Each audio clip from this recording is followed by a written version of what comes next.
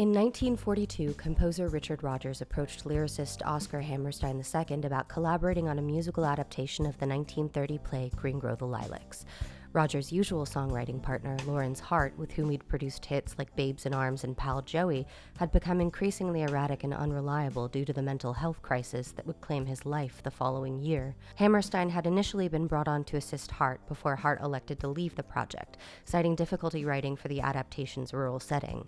So in 1943, the soon-to-be legendary musical duo Rodgers and Hammerstein released their first official collaborative work, Oklahoma. It's hard to overstate what a shock to the system Oklahoma was for musical theater. It completely changed the art form, and it is still considered the single most influential work in the American musical theater canon today. We think of it as a bit twee and hammy and formulaic now, but that's only because it is the formula. Sort of. Oklahoma is often called the first fully integrated musical and the first American folk musical, but it could definitely be argued that Hammerstein's 1927 collaboration with Jerome Kern, Showboat, got there first on both counts. However, Oklahoma was Broadway's first true blockbuster, a critical and financial success of such proportions that when MGM's Samuel Goldwyn saw it, he allegedly told Richard Rodgers to shoot himself because he'd never make something that good again. So, of course, Rodgers and Hammerstein immediately set about trying to make something that good again. They settled on adapting another play, this time a famous Hungarian drama, Lilium. It was a risky choice for a musical. Musical theater at that point had been an art form dominated by lighthearted comedies, and Lilium's author, Ferenc Molnar, had famously turned down proposals from compositional juggernauts like Giacomo Puccini and Kurt Weill to adapt his play. But upon seeing what they had done with Green Grow the Lilacs in Oklahoma, Molnar granted Rodgers and Hammerstein the rights to adapt Lilium into a musical. Rodgers and Hammerstein Americanized their musical adaptation of Lilium, shifting the setting from Budapest to a small town in Maine and rewriting its rather bleak, tragic ending to something more hopeful. After roughly a year and a half of development and 2 months of rehearsals, the first round of out-of-town tryouts of Rodgers and Hammerstein's Lilium adaptation in New Haven, Connecticut was poorly received. After a series of ruthless cuts that excised 5 scenes, 2 songs, and a large chunk of the musical's ballet sequence, a second round of tryouts in Boston were more well-received, but when the production was preparing to open on Broadway, it still wasn't quite working. The final dress rehearsal went poorly, requiring last-minute changes to the show's opening number. But last-minute changes or no, the show must go on. On April 19, 1945, Carousel opened at the Majestic Theater on Broadway. Richard Rodgers, who had injured his back earlier that week, watched the new opening from a partially obscured box behind the curtain. Heavily sedated on morphine, he couldn't hear the audience's response and assumed that his second venture with Hammerstein had been a failure. He couldn't hear the audience's laughter and wild applause. He couldn't see that the audience's ovation following the ballet sequence went on for so long that dancer Bambi Lynn had to break character and bow in the middle of the show. He didn't know that during the official bows, his teenaged daughter, Mary Rodgers, locked eyes with her friend, a teenage Stephen Sondheim, in the audience, and both of them were weeping. Carousel wasn't just a success, it was a masterpiece. The original Broadway production opened to rave reviews and ran for 2 years, a total of 890 performances. At the end of his career, Richard Rodgers would consider it his favorite musical that he had written, and it is widely considered to be one of the greatest musicals of the 20th century. Reflecting on the musical's impact on contemporary audiences in 1945, musical theater researcher and author Ethan Morden wrote, "If Oklahoma developed the moral argument for sending American boys overseas, Carousel offered consolation to those wives and mothers whose boys would only return in spirit. The meaning lay not in the tragedy of the present, but in the hope for a future where no one walks alone." Carousel, and the play that it is based on, Lilium, follows a pair of doomed lovers, a factory girl and a carousel barker. Julie Jordan and Billy Bigelow share a star-crossed moment at the carousel and fall in love over the course of a 12-minute musical sequence, usually referred to as the bench scene, that Stephen Sondheim once described as probably the single most important moment in the revolution of contemporary musicals. The bench scene is a fully integrated piece of music and drama that flows seamlessly in and out of spoken and sung dialogue and foreshadows the tragedy that will plague the two lovers who can't quite bring themselves to admit that they love one another. Billy is a flawed protagonist. He's arrogant, cruel, and quick-tempered. When Billy and Julie marry, they become near outcasts of their small town in Maine, and there are rumors, which the couple deny, that he even hits her.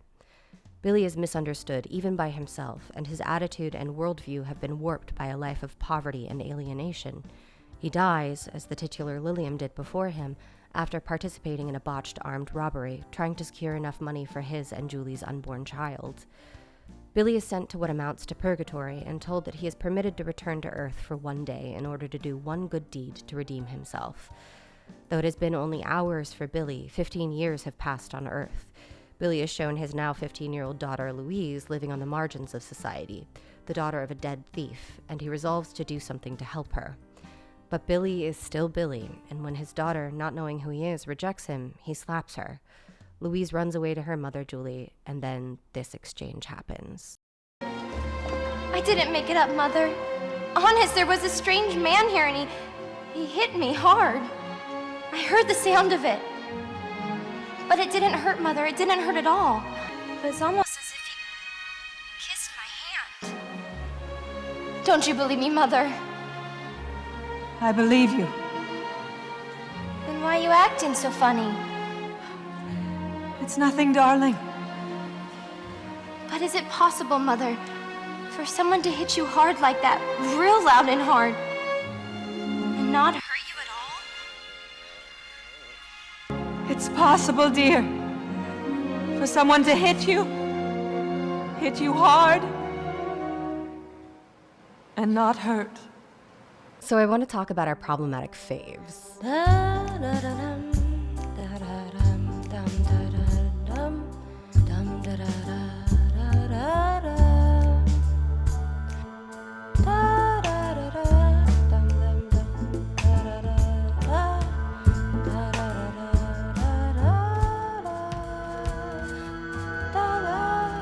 Oh, okay. We're starting? Yeah, sure. Let's jump in. All right. I always mess up on this, so who am I really? Who are you? My name is Mainly Mandy. I'm Legal Kimchi. Zoe B. Carene Rose Mekertichyan. Sarah. Vivian Strange. I'm Ali Nadi.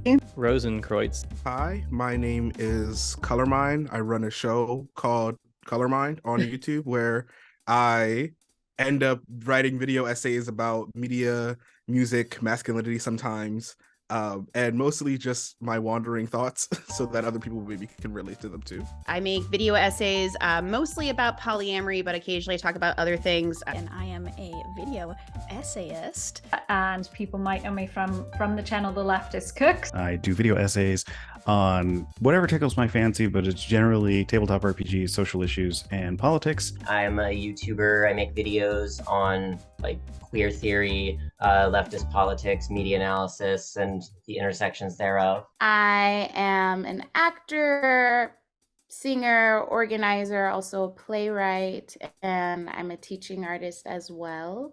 I perform with the Independent Shakespeare Company and am the artistic associate for social justice there.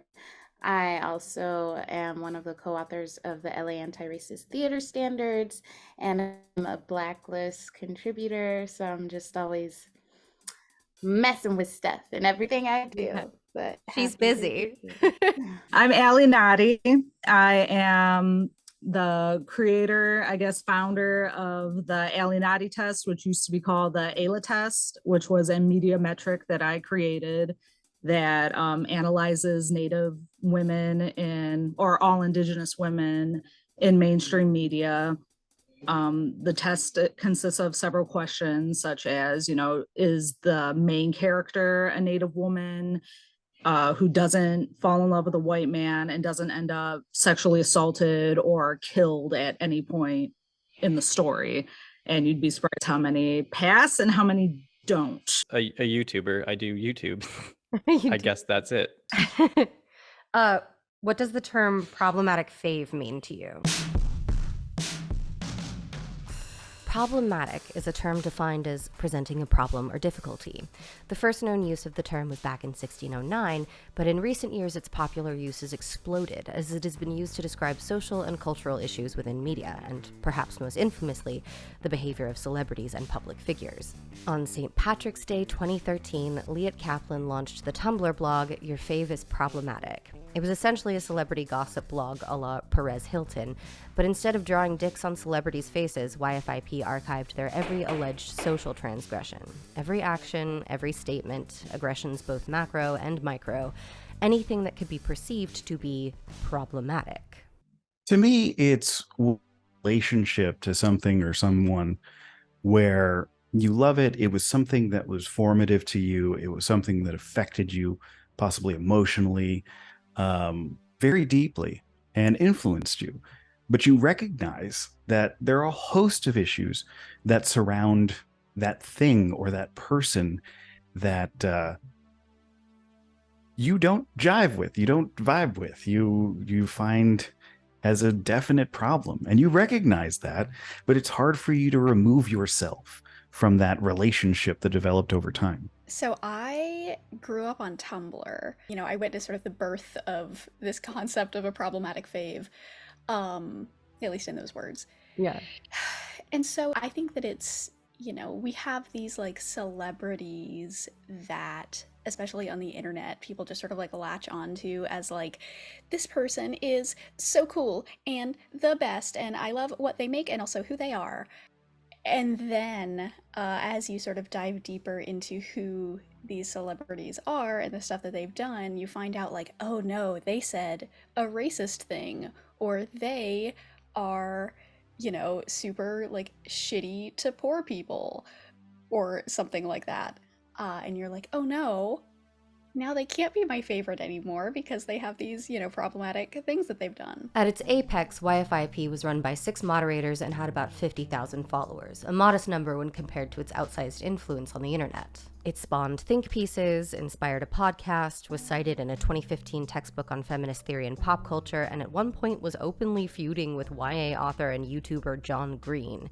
In 2015, the term problematic fave was submitted to the Urban Dictionary. YFIP garnered as much criticism as it did support. Of course, some of it had a reactionary anti-social justice flavor, but some of the most persistent criticism centered on YFIP's refusal to unpack why a particular action or statement was deemed problematic, and what could be done in terms of community repair or even community discussions around harmful or pernicious behavior.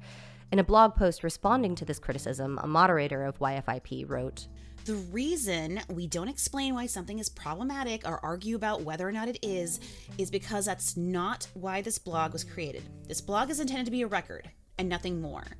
We are often also not qualified to answer certain questions, but there are numerous blogs on Tumblr that are designed specifically for those purposes and are easily accessible.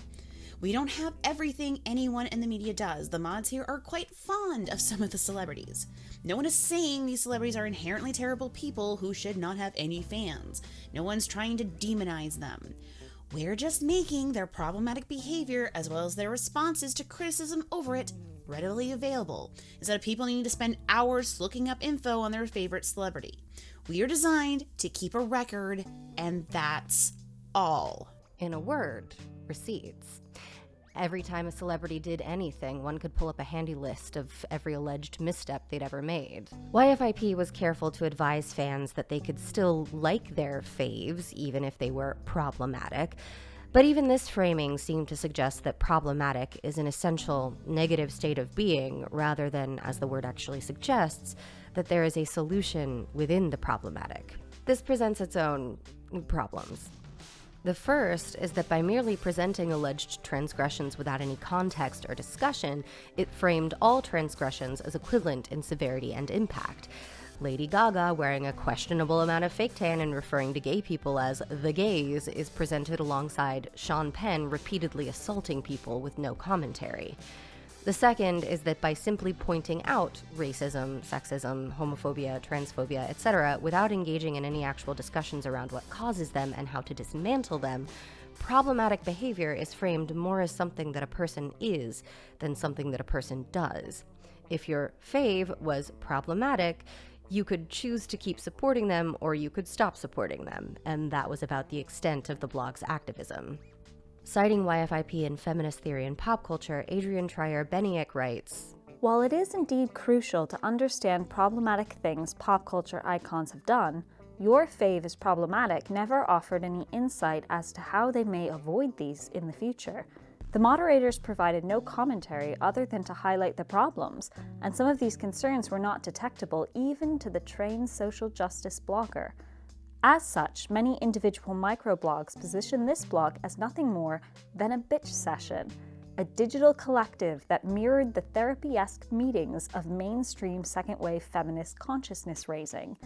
Your Fave is Problematic was an important step to merging feminist critique and popular culture, but its approach prohibited it from being a fruitful cyber-feminist space, since it did not actually organize any form of action, nor did it offer insight into how lived experiences were impacted by these problematic instances, thus leaving Rebecca Walker's idea of third-wave activism unfulfilled. I do want to underline Trier Beniak's point about YFIP having been an important step, though. For many younger millennials and older Zoomers, Tumblr, and YFIP in particular, were their first experiences with any kind of social justice critique in pop culture. And the shift in the content of celebrity gossip that blogs like YFIP ushered in, from reporting on who lost weight or broke up with someone to who was doing a cultural appropriation or just couldn't stop dropping homophobic slurs, marked a seismic shift in how the culture at large thought of and discussed celebrity.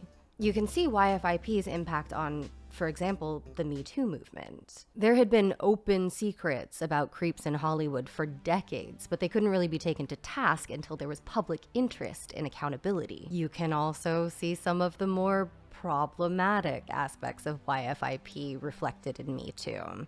As public interest in Me Tooing powerful men reached a fever pitch, cases of casual misogyny were equivocated to cases of sexual assault. The first thing that comes to mind to me is a long article that a woman wrote about a date with comedian and actor Aziz Ansari. The author was adamant that everything that transpired was consensual, but the date was rife with poor communication and left a bad taste in her mouth. I actually think the article presented an opportunity to have like a really interesting discussion on the particular stumbling blocks of contemporary dating as a public figure, and just like the way straight people don't know how to communicate with each other when we're having sex. But instead, it was framed as Aziz Ansari's Me Too moment. This presented what amounted to a bad date as equivalent to the actual crimes of men like Harvey Weinstein and Bill Cosby, and provided an opportunity to those who wished to delegitimize #MeToo to raise the alarm about Me Too having gone too far. And yes, a lot of call-out culture tropes stem from this early 2010s era of Tumblr. This is not going to be a cancel culture video. I think everything that there is to be said on that topic has already been said, and I think the conversation needs to evolve. But I would be remiss in talking about the juggernaut of early 2010s receipts depositories without mentioning the words cancel culture at least once. So there you go. Canceled. Though I went a bit hard on YFIP, I actually found the idea of problematic faves incredibly freeing in the early 2010s. There was this kind of relief in the knowledge that all your favorite artists probably did something shitty at some point, and that no one in the public eye was morally pure. To paraphrase Syndrome, when everyone is problematic? Well, everyone is problematic, no one is. What if I did this whole video in baby talk? To paraphrase Syndrome, when everyone is problematic, no one is. But I still like the term problematic fave, and in this essay I'm going to be applying it not only to public figures, but to creative works. How do we consume and engage with our problematic faves in the year of our Lord 2023? If we should engage with them at all. I mean, that's a perfect thing to jump off into the next question. What's your problematic fave? Well, that's an interesting question because as a Native woman, so I'm Anishinaabe, so that is Ojibwa, Chippewa from the Walpole Island Reservation in Canada. So that's a general Great Lakes region, you know. So as an Indigenous person, usually if a film or a video game or a cartoon or anything has natives in it, it usually isn't made by us, and the chances of it sucking are pretty high. The chances of it being racist or just wrong is pretty high. So you kind of have to like stuff in sort of a guilty pleasure way.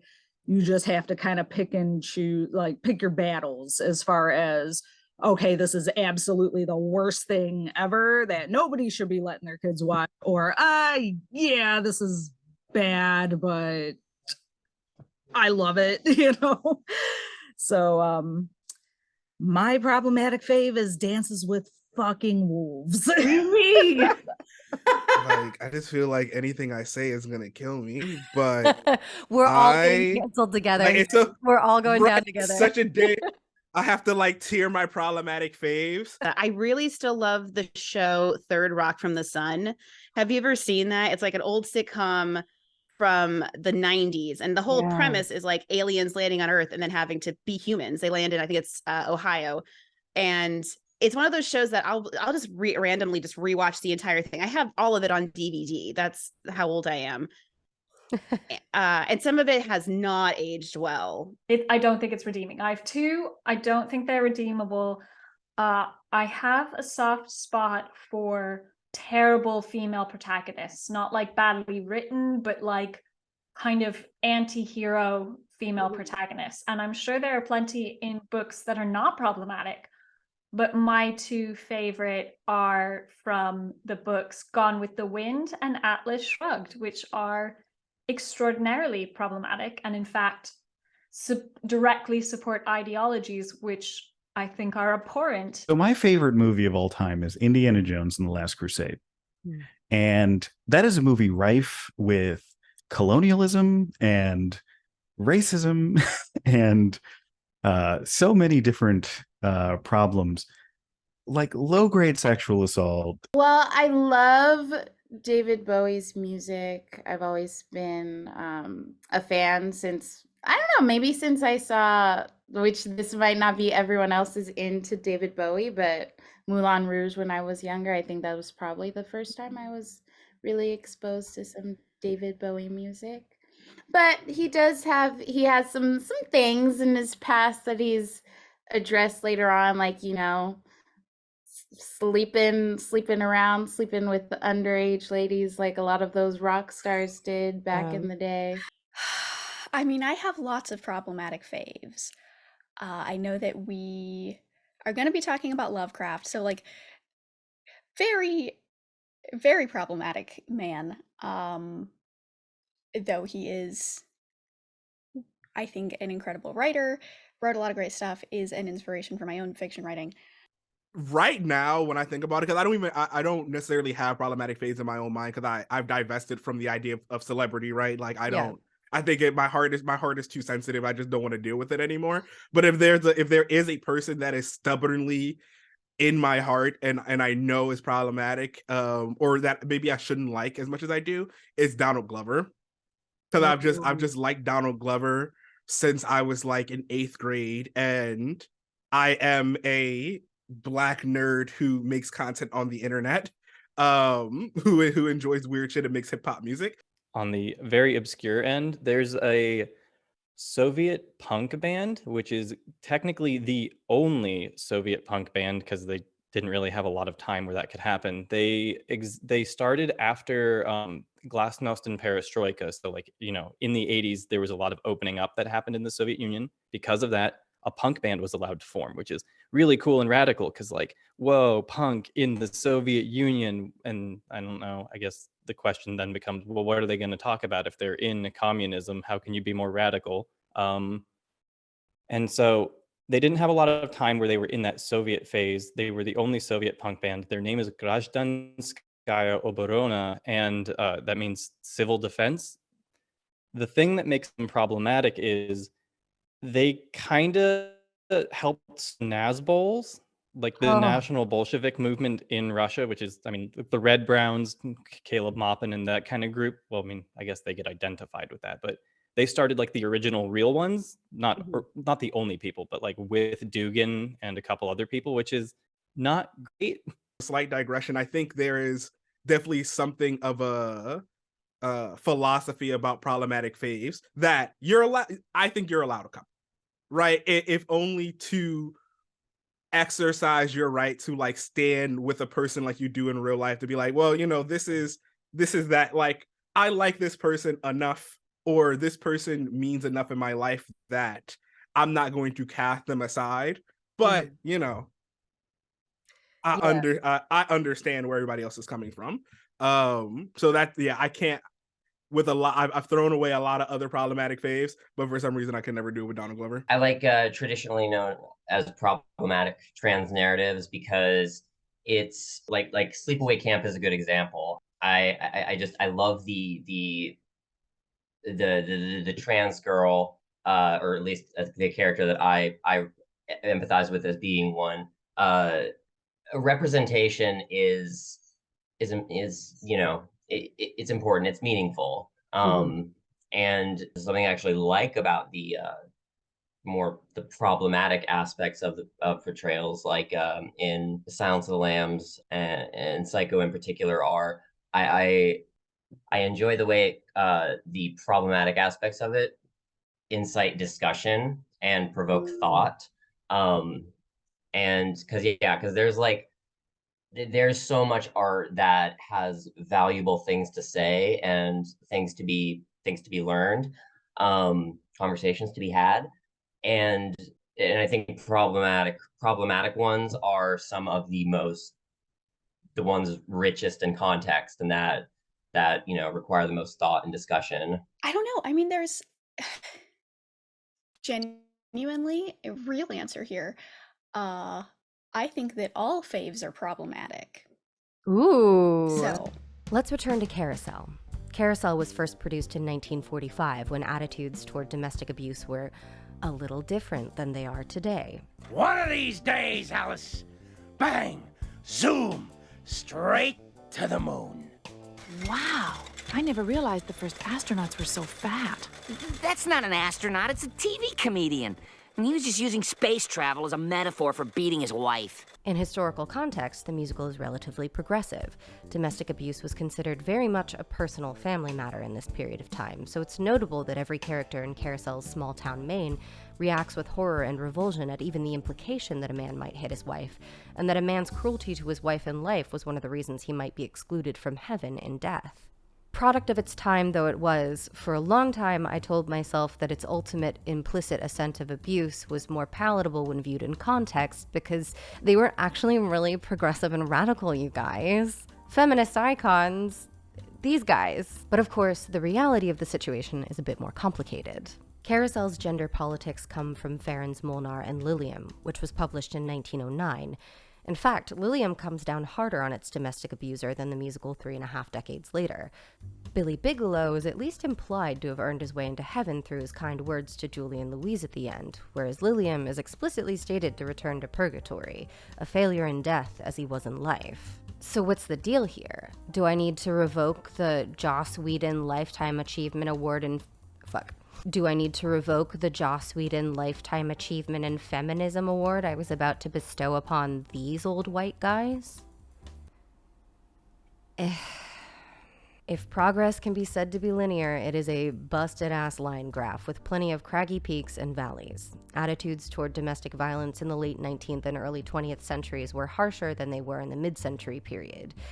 This isn't so much because pre-World War Europe and America were living through an enlightened period of gender equality, remember that most women at this time couldn't even vote, but because of a kind of right-wing horseshoe theory situation. Up until the 1930s, spousal abuse was seen as a transgression against normative masculinity and the patriarchal domestic ideals at the time. I'm sitting on my own shirt. If you beat your wife, you were probably a weak-willed alcoholic scumbag, and she might leave you and the kids and go get a job and ride bicycles and become a lesbian or something, and then where would society be? But during the Great War and its sequel, World War II, Back in the Habit, women kind of needed to get jobs and ride bicycles and become lesbians in order to keep society running while the boys were off fighting on the Western Front. So when both wars came to an end, so did the general public's ideas around women working outside of the home. Also, voting.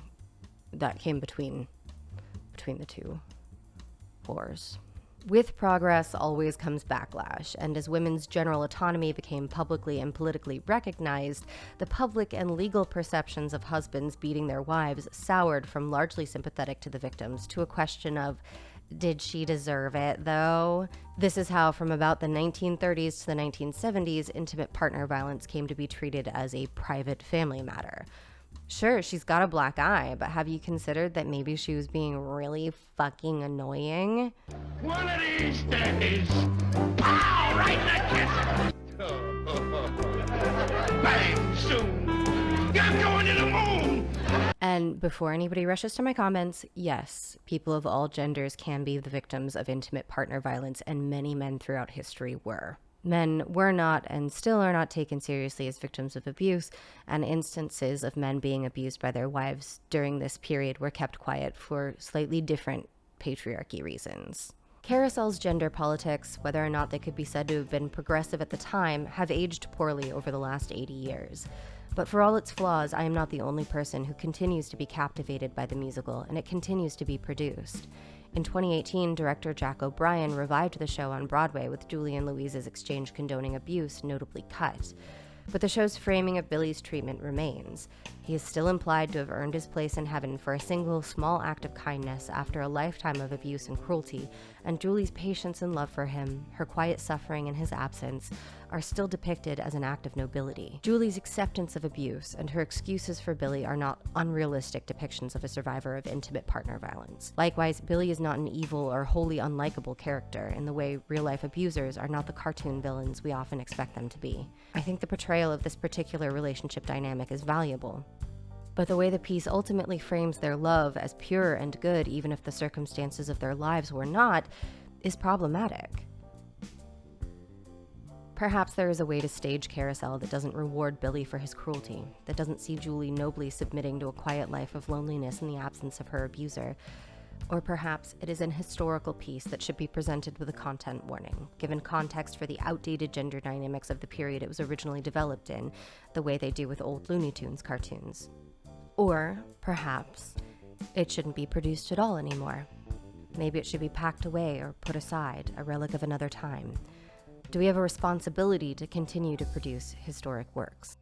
It's difficult to disentangle like your feelings about that genre from your feelings about the person. And it's my understanding that Lovecraft was like remarkably racist even for his time. Oh yeah. Are his attitudes a reflection of the time period, or are they exceptional? Or Yeah, I mean, he was writing in the 1920s mostly, and that was not a great time, as most American history is, for people who are not white. And he definitely fit in with the current conceptions of race, and then pushed that a little bit further. He was incredibly racist, very much hated, like fundamentally deeply hated Black people. And a lot of the times when you talk about Lovecraft racism, people will bring up how at the end of his life he sort of changed and, apologized and was like, I was wrong for this. And that is true mostly. He did do that, and he did definitely get better by the end of his life. He was not very old when he died. He was in his 30s, I believe. So yeah, like he grew a lot as a person, but he was still pretty racist when he died. So like, let's just nip that one in the bud. His whole like weird kind of thin white duke phase where I just that just brings in a lot of interesting imagery, white supremacist imagery. Yeah. But I wouldn't necessarily say David Bowie in any sense of the word is a white supremacist. Given what he has said about that era and given his wife and child being Black women. But I feel like that's kind of where you have to start, is recognizing, okay, I recognize I have like some rose tinted glasses on when I watch Third Rock from the Sun, for example, but also there was probably some goodwill intended in the text, but also we can recognize that even back then, it doesn't mean that it was okay back then. There were gay people back in the 90s who probably saw some of those episodes who were like, yikes. The thing about it is their frontman is a man named Yegor Latov. I mean, he's dead now, but he was alive. And he made music that it genuinely sounds really good and innovative. And it's got a unique sort of feel to it that, like, if I said it was punk, then people might think that it's kind of like American punk, but it kind of has a lot more of like a psychedelic tone to it. And it kind of feels like the perfect thing to pair like those really avant-garde Soviet animations where like you can just tell that it's from a completely different tradition, and I think that makes it really interesting. And then like if you look at the lyrics, it's not all that bad. Like they aren't saying things that are like actually outlandish. It's just kind of vague. Sometimes it's really weird stuff, like really, really weird stuff. Like there's one that has a line about priests with incandescent dicks, I think is how the words are translated. Like just strange things going on. I like them for the music. And when I looked at their lyrics, I was like, oh, none of this seems too like fashy. So I guess we're okay here. Okay, so I read both around the same time. Atlas Shrugged around my late teens and Gone with the Wind in my early 20s. And in both cases, I kind of knew that there was something about the books that was like problematic. I don't think in either case I really was aware the extent to which they were problematic. Why Dances with Wolves? It's hilarious because I actually hate Kevin Costner. And I hate hearing Kevin Costner speak. Like, and he narrates the whole damn movie, and the movie's like 4 hours long. Oh my God. And I hate Yellowstone and fuck you, Taylor Sheridan, because I hate you. But so Dances with Wolves is my problematic fave because it was one of the first like big motion pictures I think I saw as a child about natives, like actual native actors, and a predominantly like mostly indigenous cast except for the two white main characters, you know, Kevin Costner's character and then Stands with the Fists. But there was something, you know, as a child, it's cathartic in a way then that it isn't now, because now that I know that we can do better and now that I've seen better, I know that Dances with Wolves isn't quite as good. Was it ever good? I liked it. Okay. Well, like I said, it hits on a lot of my interests and put them all together into this wildly entertaining package. And I watched it when I was a little kid because my dad had this habit of getting the VCR, which is a video cassette recorder, for those who may not know. And we would get these like free HBO weekends where you could watch full movies like you had HBO, but we could never afford to get HBO. So he would just buy these tapes and record basically the entire weekend.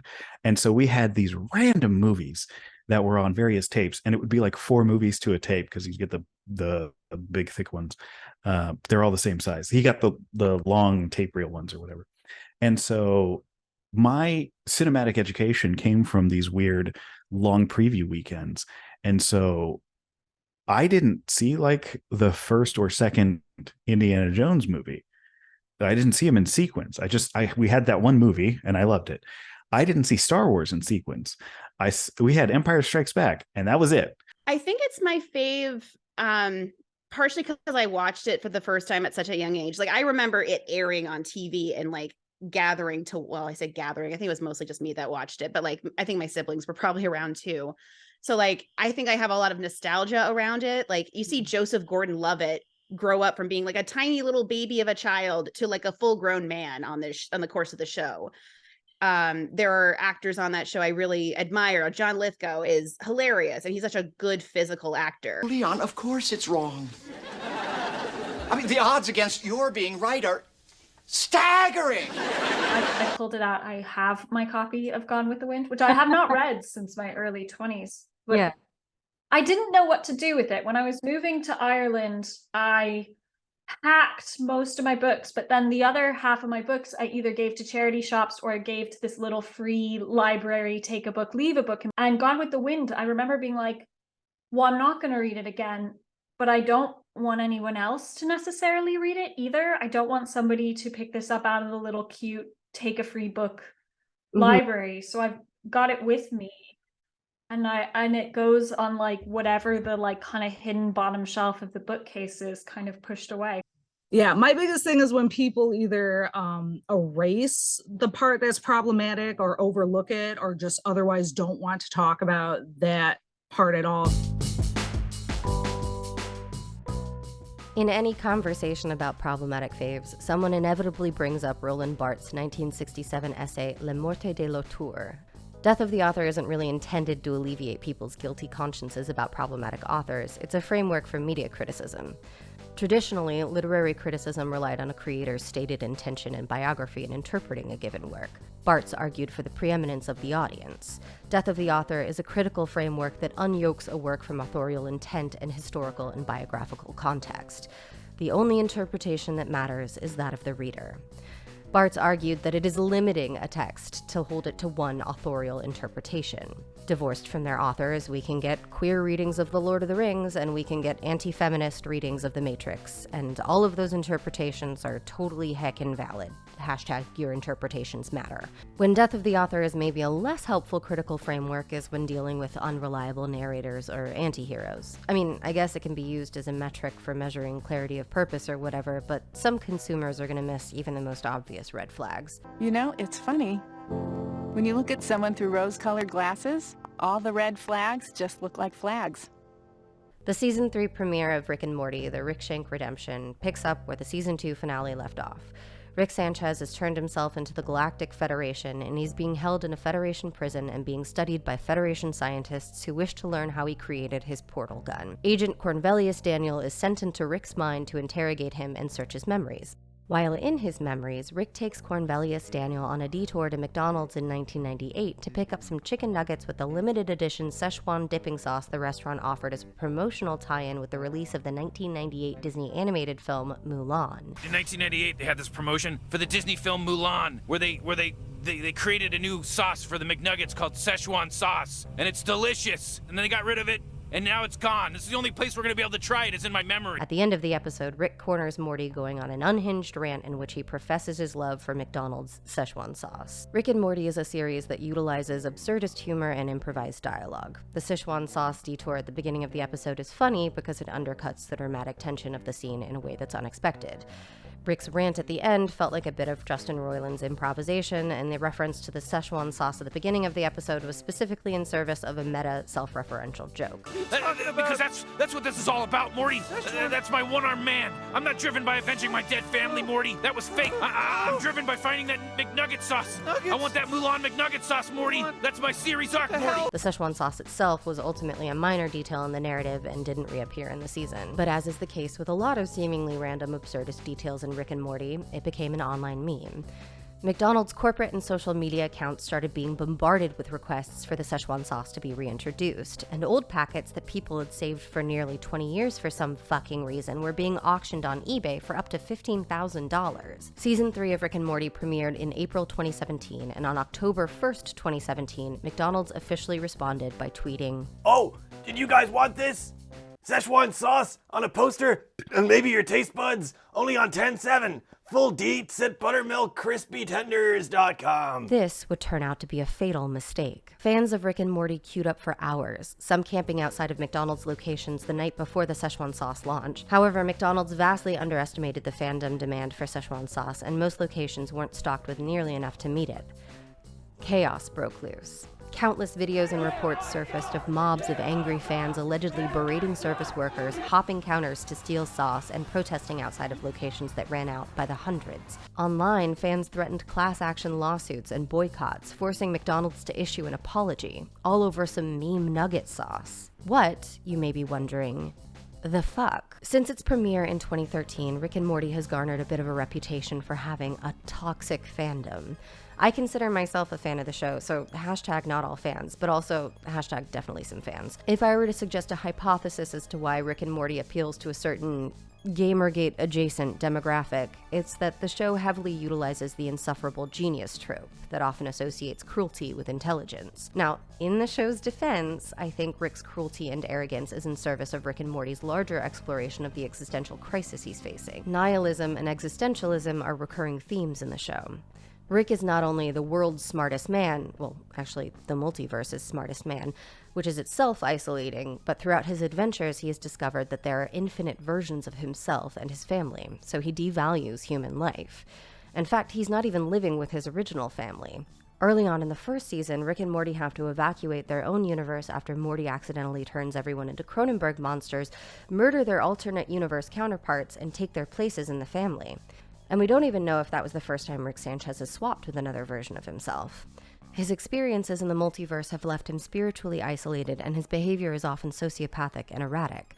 But he's also frightened by the seeming meaninglessness of life and the isolation he imposes upon himself. He has a love-hate relationship with death and puts himself in deadly situations in order to avoid the pain and alienation he feels from his family and from the rest of the universe. The third episode of Season 3 interrogates this impulse by having Rick turn himself into a pickle for no reason and go on a gory, dangerous adventure in order to avoid attending a family therapy session. In the end, his love for his daughter Beth wins out and he reluctantly attends. The therapist, Dr. Wong, reads him for utter filth. Rick, the only connection between your unquestionable intelligence and the sickness destroying your family is that everyone in your family, you included, use intelligence to justify sickness. You seem to alternate between viewing your own mind as an unstoppable force and as an inescapable curse. And I think it's because the only truly unapproachable concept for you is that it's your mind within your control. You chose to come here, you chose to talk, to belittle my vocation, just as you chose to become a pickle. You are the master of your universe, and yet you are dripping with rat blood and feces, your enormous mind literally vegetating by your own hand. I have no doubt that you would be bored senseless by therapy, the same way I'm bored when I brush my teeth and wipe my ass. Because the thing about repairing, maintaining, and cleaning is, it's not an adventure. There's no way to do it so wrong you might die. It's just work. And the bottom line is, some people are okay going to work, and some people would rather die. Each of us gets to choose.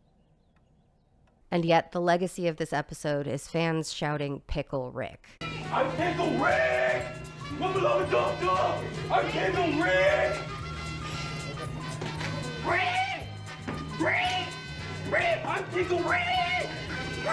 A combination of weak media literacy and inconsistent framing has made Rick a problematic character. Problematic in the traditional sense, not in the new internet mode. To compare Rick and Morty to another, in my opinion, superior animated show with a similar anti-hero, BoJack Horseman, it's easy to overlook Rick and Morty's criticisms of its protagonist because he suffers minimal consequences. Now, this is somewhat of an unfair comparison because Rick and Morty and BoJack Horseman are tonally very, very different, but BoJack's mistakes have consistent, often bleak consequences for him, motivating character growth, and it's very hard to watch the show and come away feeling like BoJack is aspirational. By contrast, Rick, while flawed, is very fucking cool, always 10 steps ahead of everyone else in the room, and always comes out on top. So while I do think that a lot of Rick and Morty fans misunderstand Rick Sanchez, I get why. Sometimes I think the show is a little unsure of what it wants him to be. But even the most media-illiterate McNugget-gobbling buffoon at least recognizes that Rick is an anti-hero. What if there were, and I'm just spitballing here, what if there were a novel that explicitly tells you that it has an unreliable narrator and that he's going to spend the entirety of the book trying to convince you that he's the victim here? And what if it were to end up being this beautiful, chilling, sometimes very funny character study of evil and satire of mid-century Americana, and one of the best English language novels of the 20th century, if not ever, spawning several adaptations? And what if, again, I'm just hypothesizing here, what if, because the entire premise of the novel hinges on a charming, unreliable narrator trying to manipulate you, what if its adaptations and cultural legacy end up uncritically supporting the unreliable narrator?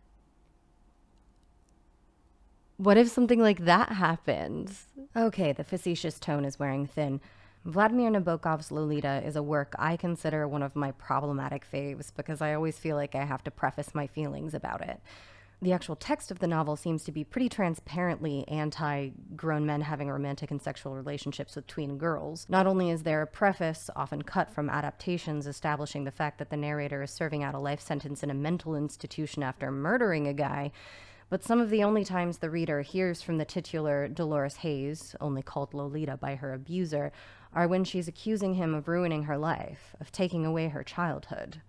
Humbert tries to weave a romantic tale to make himself out to be the tragic hero of a great love story, but Dolores's voice breaks through the veil. It is a striking depiction of abuse through the filter of a charming master manipulator. The adaptations are about a sexy teen in heart-shaped glasses seducing and ruining the life of an older man, and I'm only kind of exaggerating.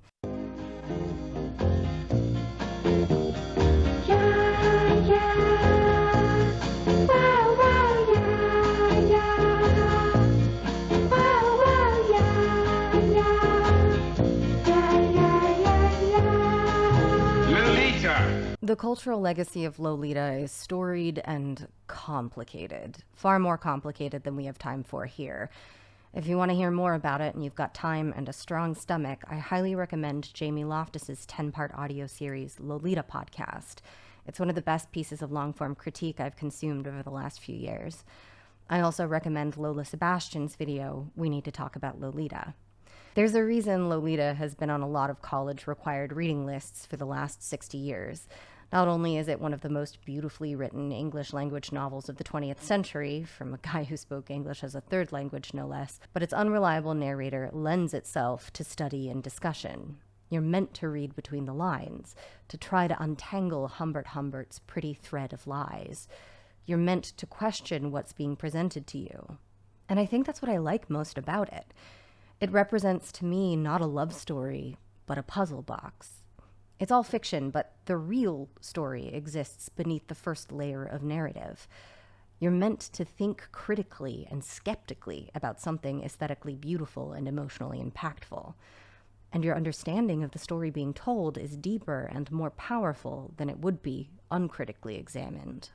My last question that I always ask everybody is like, how do we consume problematic media or engage with problematic creators with an eye towards justice? But specifically, like, how does that question kind of shift when we're talking about historical pieces of art? Oh, that is a good question. It's a big question, but Yeah. it's a good question. That's why it took me like a minute and a half to ask it. Well, let me tell you. Oh, good. You have the answer. This is such a relief. Well, like, because again, you know, like as an Indigenous person, like any media that we consume about us isn't made by us. It's usually always outsider perspective.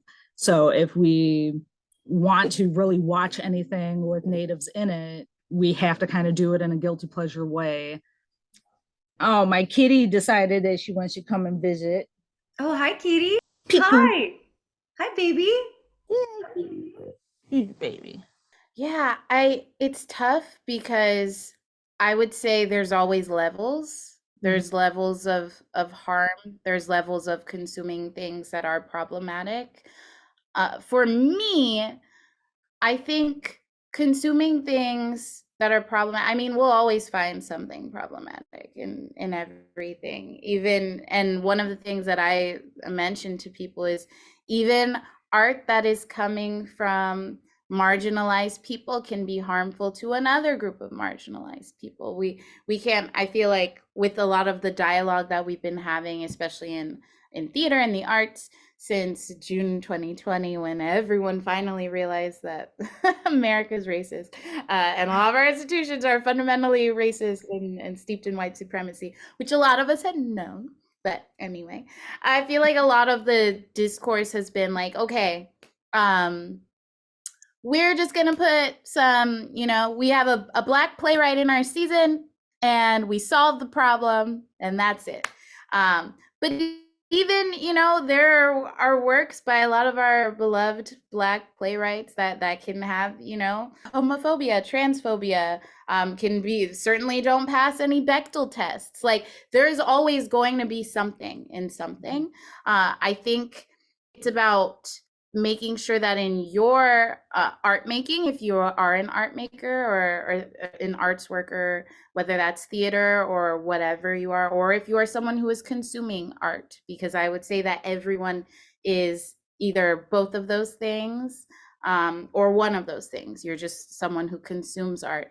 It's about making sure that you're uplifting folks who are marginalized in the art that you are making and consuming. So if it is a classical work, are you going to a classical company that is predominantly white and that doesn't really try to, you know, change up their casting as far as ethnicity, as far as gender identity, as far as like finding new things in the classical text, because it's really, you can find so many new things in classical text, or can play with the way that those texts are being presented. If you want good Indigenous content, you need Indigenous writers, you need Indigenous actors, you need Indigenous directors, you know, otherwise it's an outsider's perspective. I think there's as long as you keep in mind that it was a product of its time, now that we know better, now that we have seen better, we can do better. Can we retake these problematic pieces and make them into things that we can engage with and recontextualize? I think there's a big difference between something that was unintentionally problematic or reflected the morals of the time, and maybe that sort of thing you can analyze.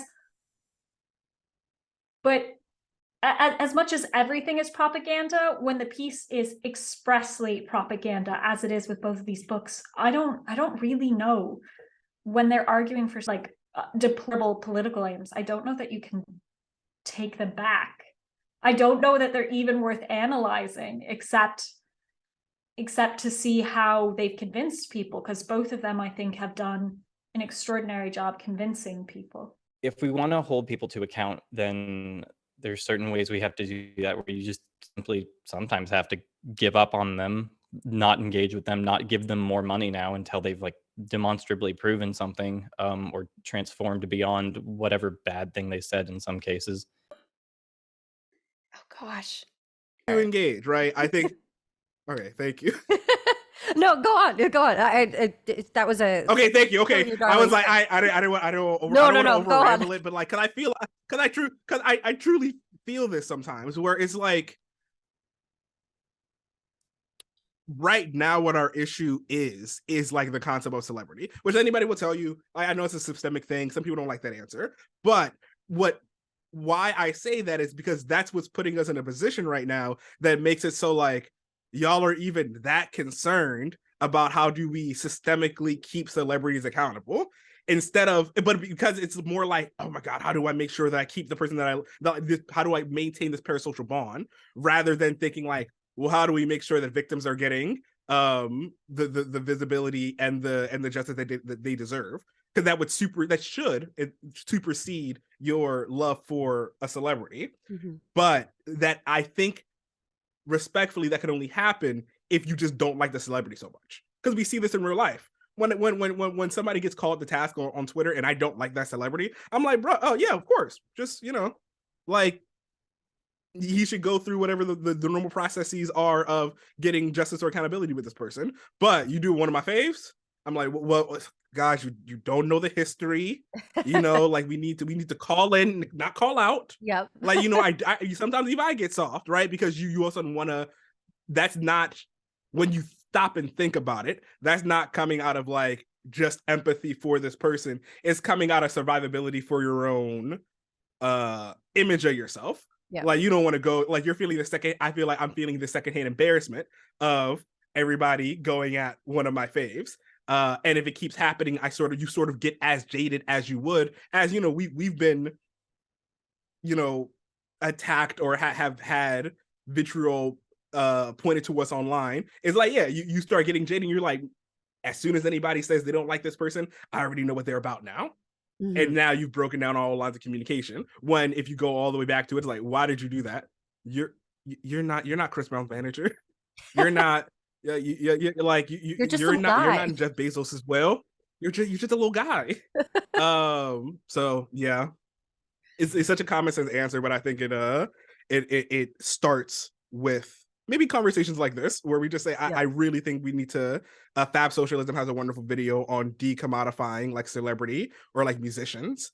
And you know, this is the idea I keep going back to. In if we just took them like. I'm not even saying take them off the entire pedestal. I know that's hard. Just like a step down, a Patreon tier lower, we could really be making progress. Yeah. Dope. That's about all I need. I just needed a quick little awesome. chat. Thank you so much for hopping in to chat with me. And no, thank you for having me. Yeah, this it was lovely. That was already yeah. Can I let you know? Can I let you know who my Oh yeah, you as well. Of course. You know, want to know what my alt was? Donald Glover and Do you see that? I can't see it. What is it? Now my screen's gone small. Oh my god. It was a song Piker. Okay, I thought that's what it said. That would because really but like I didn't trouble. but I was like I can't because I'm once again this is why he can't be my fave. And when I go back to like my philosophy, because I wouldn't die on that hill. Yeah. I can't I wouldn't down the hill at all. One, because I feel like I'm just too new to the leftist space to like understand what I'd be getting into. But it wasn't until this is half me, or you probably could stop recording. I don't want to use up all your recording time. But I guess that's kind of tricky for me because consumption can't ever really be justice. It's more the support that's the justice part of it. Like that's the only part where we actually have an avenue to like do something. Consuming something at best can be a virtue signal. And I think in turn, you can't like consume something in a way that imparts an ethics to it. Yeah. You would have to support them a certain way or choose not to support them a certain way. I think it's being aware of what it is and being cognizant of the effect that it can have on you. Because when you don't think about it, when you don't have an awareness of what it is, there's no way to stop that little worm from getting into your brain and planting a seed that you may not want to have in your mind. Well, none of us are immune to propaganda. None of us are.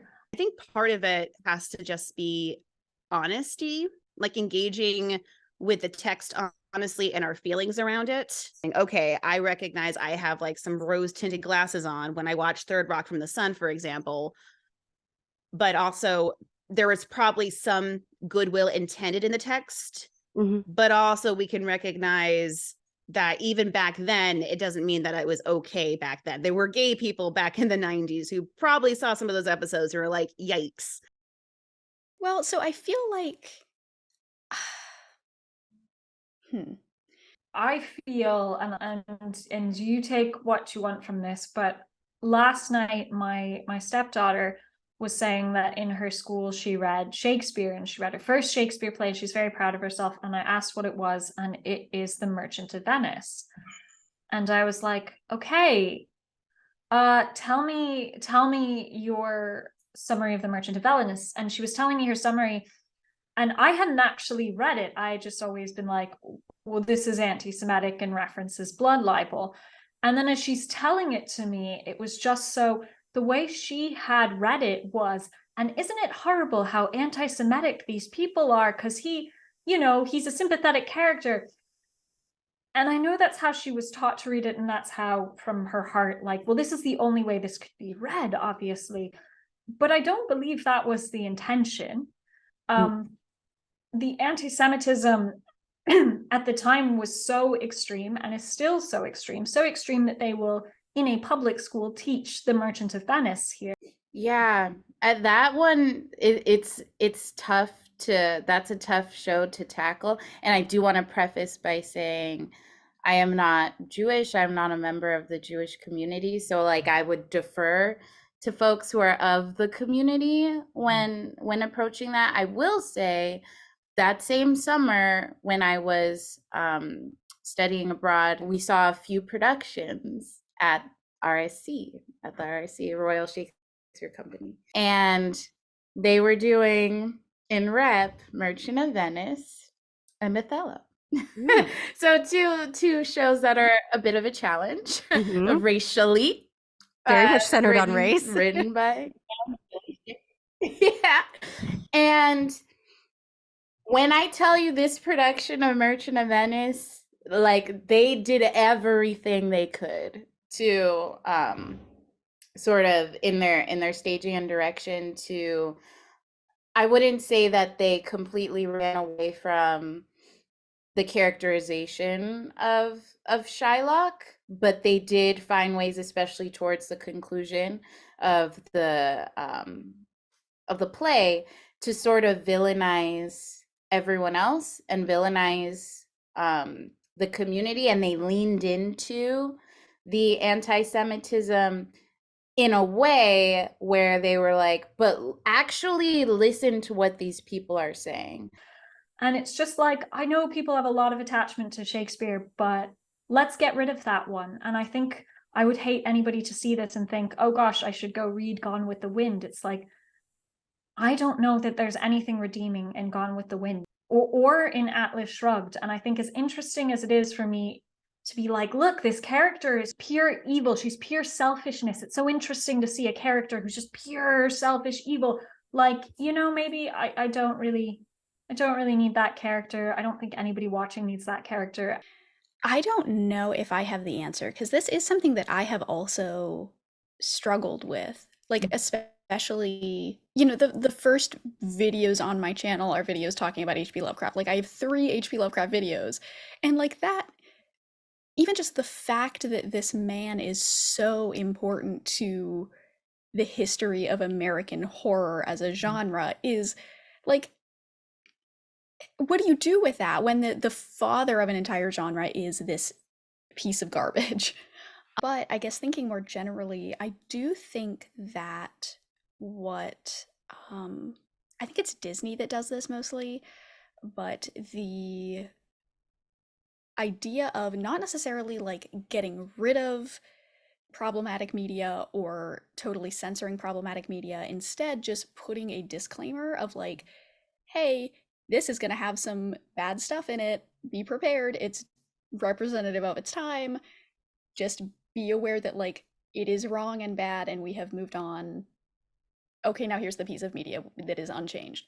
I think that that is a good way to do things. Because I don't necessarily think that we should be like censoring stuff, especially if it does have like a lot of historical value. Instead of taking away from the media by censoring it, we should be adding on to it by adding context and information to help educate people. Art is always just a reflection of real life and the things that are actually happening. And we do reality a disservice by not exploring those things and not like talking about them. So it's like Silence of the Lambs and Psycho are not sensitive portrayals. They're not sensitive. They're not accurate. They're not feel good to any by any means. But they're what exists, and I value that about them, because the alternative, I prefer to the alternative, which would be that there wasn't, which not like no exploration of gender deviance, and whatnot, and what our society does to people with regards to gender.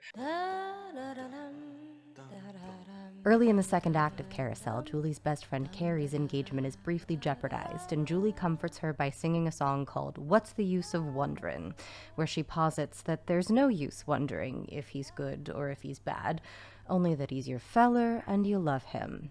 That's all there is to that. After finding out that Julie is pregnant, Billy Bigelow decides to do an armed robbery with his drinking buddy in a last-ditch attempt to provide for his family. Try as he might to keep his plans hidden from Julie, his wife knows something is up.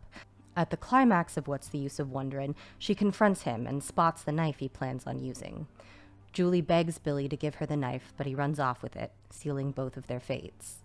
Let's ignore the tacit approval of abuse for a moment and look at the tagline of the song a little less literally. What is the use of wondering if a creator or a piece of media is good or if it's bad? Now, I'm not going to deny the importance of aesthetic pleasure in enjoying media. Not everything that feels meaningful to you needs to be morally pure to be enjoyed. I'm literally the mummy lady. But I think it's important to think critically about media and the people who create it, not just because of social justice or whatever, but in service of that media. If this video essay has any kind of conclusion or thesis at all, it is this. When thinking about and discussing art, it is a good idea to apply a framework to your discussion. When we want to really understand a work, we need to bring it into focus using a variety of lenses. And understanding a work's weaknesses is not to deny its strengths. The whole is rarely the sum of its parts. You know, two of my favorite anti-capitalist comedies are Rare Exports and Sorry to Bother You, but neither of those movies passes the Bechdel test. Hell, Rare Exports doesn't even have any women on screen. Now, interrogating them with a feminist lens, I can speculate that they might have been stronger if they had. At least their depictions of capitalist systems would have been more complete. And I guess this is sort of why I'm arguing that being critical of the problematic parts of media we consume helps us to create something better, something more textured, nuanced, and rich. Art that is more inclusive is more interesting. We do a lot of moralizing nowadays without considering what it actually means to apply a critical framework to a given subject. And that's all critical theory is. It's a framework for analysis of media, of historic events, of culture. It's a way of looking at things, of constructing an argument. There's this part of me that thinks we need to expose people to the unreliable narrators and the blatant propaganda of problematic works early and often, to train ourselves to question and to doubt what's being presented to us. There's a part of me that clings to historical works, to outdated comedies, to timeless melodies draped over insidious messages about society and suffering, and still wants to enjoy them, but wokely. There's a part of me that wants to believe that we need to be able to bear witness to their flaws in order to recognize our own. And then there is the part of me that feels we need to set them aside. Let the past die, kill it if we have to paraphrase everyone's favorite and least controversial Star Wars film, The Last Jedi. To make room for more and better art, rather than worship at the altars of aging gods. I don't think this problem is one that's designed to be solved. Rather, asked again in whatever richness and complexity the audience can discover. I also do a podcast with Hoots here called Respect the Dead, the podcast where we don't, and it's a lot of fun. My favorite thing that I do. Yeah. All right. Yeah, no, I'm excited to get canceled. I've Yeah. had it too easy for too long. That's right. Yes, Shakespeare is for you. Everything is for you.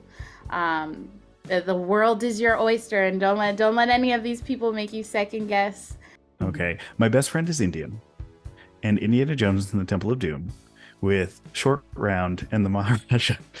Like, we have joked about going, like, cosplaying or Halloween costumes as those two characters, even though both of them are broad, terrible representations of our backgrounds, just because it was what we had. That concerned about how do we systemically keep celebrities accountable but because it's more like, oh my God, how do I make sure that I keep the person how do I maintain this parasocial bond, rather than thinking like, well, how do we make sure that victims are getting the visibility and the justice that they deserve? Because that should supersede your love for a celebrity. Mm-hmm. But that, I think, respectfully, that can only happen if you just don't like the celebrity so much. Because we see this in real life. When somebody gets called to task on Twitter and I don't like that celebrity, I'm like, bro, oh yeah, of course. Just, like, he should go through whatever the normal processes are of getting justice or accountability with this person. But you do one of my faves, I'm like, well, guys, you don't know the history. Like, we need to call in, not call out. Yep. I think we are all somebody's problematic fave. We are all somebody's problematic fave. Oh no. Great. Well, thank you so much for hopping on to talk to me. I'll let you get to bed. I'm gonna go get coffee, and I'll let you All know. right, perfect. Okay. I'm gonna.